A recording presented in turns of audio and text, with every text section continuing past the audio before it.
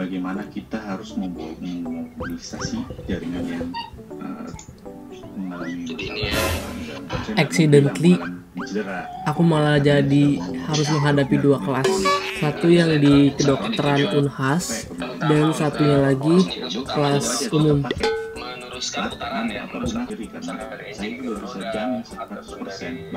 Jadi harus kita ikutin dua-duanya ya teman-teman. Mantap.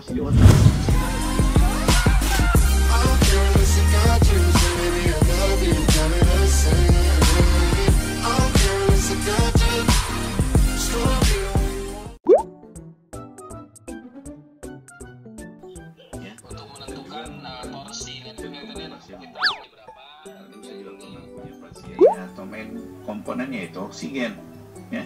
Jadi orang anemis itu sudah pasti lemah, loyo ya, karena transporter dari oksigennya kurang. Dan pasien-pasien kalian ketika kalian sudah jadi dokter ya. Sekian mungkin untuk pagi ini pertemuan kita. Assalamualaikum warahmatullahi wabarakatuh. Selamat pagi. Waalaikumsalam. Masih banyak dong. Halo semuanya, selamat datang kembali di channel YouTube aku, Pak Oliver. Nah, spesial di video kali ini aku bakal melakukan sebuah event ataupun program yang dinamakan pertukaran mahasiswa. Nah, jadi teman-teman, sesuai dengan judul video kali ini, aku bakal menjadi seorang mahasiswa kedokteran di Universitas Hasanuddin yang ada di Sulawesi ataupun di Makassar. Nah, jadi aku bener-bener udah excited banget bakal pengen cobain gimana sih rasanya menjadi seorang mahasiswa kedokteran dan juga mengikuti program pertukaran mahasiswa di PTN lainnya. Nah, jadi aku sebelumnya pengen memberikan informasi sedikit tentang program ini. Menteri Pendidikan sendiri ataupun Pak Nadiem Makarim dan timnya itu sudah mencetuskan ataupun memberikan program yang namanya program Kampus Merdeka. Jadi program Kampus Merdeka ini memberikan kesempatan kepada mahasiswa untuk dapat melakukan pertukaran pelajar ataupun pertukaran mahasiswa dari satu PTN ke PTN lainnya untuk mengikuti kegiatan perkuliahan di kampus yang berbeda. Nah, jadi kalau kali ini ada namanya program KMB 3 Perguruan Tinggi, yaitu konsorsium 3 perguruan tinggi yang aku ikutin, yaitu ada kampus Universitas Padjadjaran, Universitas Diponegoro, dan juga Universitas Hasanuddin. Nah, 3 kampus ini, mereka ini melakukan upaya agar program Kampus Merdeka ini dapat terlaksana sesegera mungkin. Memang sih tahap ini masih dalam tahap uji coba.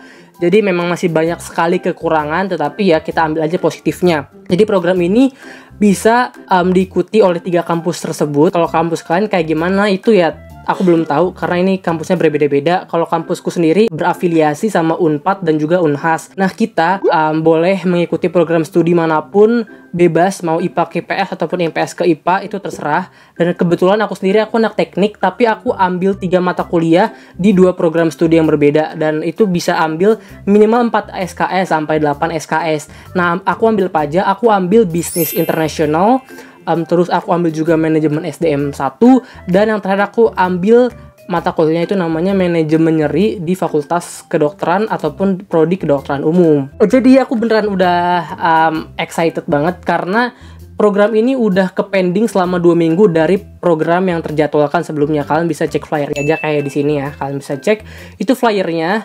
3 kampus tersebut memang banyak sekali yang perlu dievaluasi ataupun perlu dikembangkan karena program ini masih dalam tahap uji coba. Rencananya mungkin tahun depan ataupun semester berikutnya program ini sudah bisa lebih matang dan lebih siap untuk dilaksanakan. Jadi tadi aku udah melakukan kelasku yang pertama menjadi seorang mahasiswa kedokteran, mengikuti mata kuliah manajemen nyeri. Nama mata kuliahnya itu ada 2 SKS. Jadi itu aku join ke grupnya melalui platform Zoom. Ya, kita bikin grupnya sesama teman-teman KMB dan juga bisa gabung sama teman-teman mahasiswa Unhas aslinya. Di situ ada 3 kelas A, B, dan juga C. Sekitar ada 200-an mahasiswa kedokteran saat itu, dan itu beneran bikin aku excited banget. Karena kenapa? Karena di situ aku merasakan nuansa baru gimana rasanya menjadi mahasiswa kedokteran. Lalu aku juga ya dapat pengalaman baru lah, dapat ilmunya. Mungkin ilmunya memang nggak langsung berdampak secara langsung karena kita cuman beberapa kali pertemuan aja, tetapi ya setengahnya bisa menambah wawasan baru dan juga pengalaman baru. Berkembang menjadi nyeri kronik. Saya bilang ini harus ditangani dari psikologisnya Bapak ya, karena proses inflamasi sudah berlangsung, udah lewat, sudah nggak ada lagi. Tapi sirkuit nyeri di otak, ya, jaras-jaras yang menghubungkan talamus dengan korteks pengalaman, itu korteks limbik, ya, korteks memori, itu korteks hipokampus, itu ada jarasnya yang mungkin di situ sudah tercipta suatu synaptic circuits ya. Ini yang perlu kalian ingat. Dari review yang udah aku jalanin untuk kelas pertama ini, aku di 2 kelas lainnya aku belum nyobain, di bisnis internasional dan juga manajemen SDM aku belum cobain. Tetapi untuk di kelas kedokteran tadi aja yang aku dapetin ya emang sih secara ilmu kedokterannya aku nggak terlalu paham karena ada bahasa-bahasa kedokteran yang mereka lakukan. Tetapi uniknya karena aku bukan non kedokteran, jadi aku sedikit tahu lah kayak apa sih yang mereka lakukan untuk menghadapi pasien itu seperti apa sih hospitality-nya seperti apa itu ya, aku jadi lebih sedikit tahu, dan proses dan penyebabnya penyakit khususnya di nyeri itu kayak gimana. Tapi kekurangan dari KMB ini yang aku lihat, karena mungkin ini masih tahap uji coba, itu kita di pending ataupun dianggurin selama 2 minggu tanpa informasi yang jelas. Begitupun juga di kelas-kelasku yang lainnya, itu informasi sangat kurang jelas dan sangat minim. Lalu kekurangannya apa lagi ya? Oh iya, jadi karena kebetulan ini kan kampus Unhas itu ada di Makassar ataupun di Sulawesi, yang otomatis dengan aku yang ada di Pulau Jawa itu memiliki zona waktu yang berbeda. Jadi tadi itu di sana udah 7:30, tapi aku jadi harus kelas pagi yaitu jam 6:30. But it's okay sih sebenarnya. Dan untuk kelasnya sendiri mungkin sama sih kayak kelas-kelas lainnya.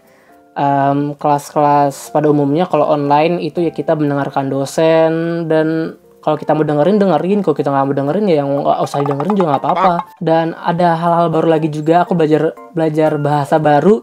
Jadi tadi pas di room chatnya di chatnya itu chat Zoom, aku sering lihat ada anak-anak mahasiswa yang ngomong kalau di kolom chatnya itu kalau mau izin mereka ngomongnya tabedok, izin mau ke toilet. Nah aku bingung kan, tabedok ini apa gitu kan, gue kira itu ada bahasa kedokteran atau apa, ternyata itu adalah bahasa daerah dari tempat mereka. Tabe itu artinya, kalau aku cek di Google, langsung gue cek, itu artinya maaf atau permisi. Jadi ya lucu aja sih, kayak aku jadi tahu suatu hal-hal baru yang sebelumnya aku belum pernah nyobain. Dan dari program ini intinya tuh kayak anak Undip bisa ke Unhas ataupun ke Unpad, dan juga sebaliknya dari Unhas mau ke Unpad ke Undip, ataupun anak Unpad mau ke Undip ke Unhas. Jadi ya saling tukar mahasiswa kayak gitu.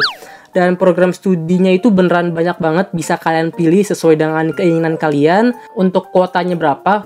Kuotanya itu kalian dimaksimalkan untuk satu mata kuliah itu sampai 20 mahasiswa. Dan kebetulan aku daftarnya itu rada telat sedikit, tapi bukan yang telat, jadi aku masih bisa dapat kelas-kelas yang aku pengenin kayak manajemen gitu. Ada beberapa mata kuliah favorit, prodi favorit kayak manajemen, ilmu komunikasi, psikologi, itu sih yang rata-rata paling favorit, dan kelasnya udah full semua gitu. Tapi so far dari yang udah aku alamin di program KMB ini, emang programnya sebenarnya sangat bagus, memberikan wawasan baru dan juga pengalaman kita sebagai mahasiswa agar dapat menambah jaringan, menambah soft skill maupun hard skill yang sangat kita perlukan di luar program studi yang kita pelajarin saat ini. Jadi kayak gitu. Mungkin segitu aja video yang bisa aku sampaikan pada video kali ini dalam mereview ataupun menceritakan dan menjelaskan bagaimana kondisi dari program Kampus Merdeka, khususnya di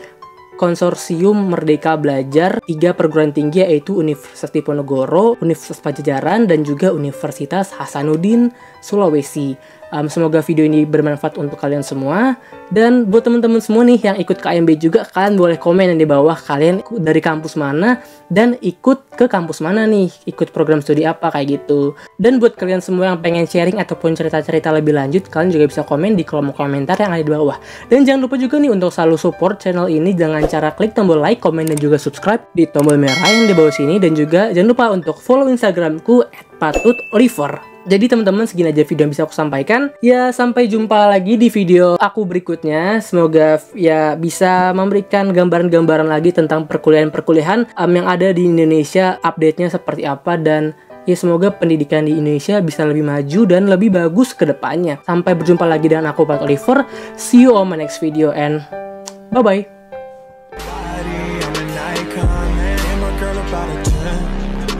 Fuck her in the Benz.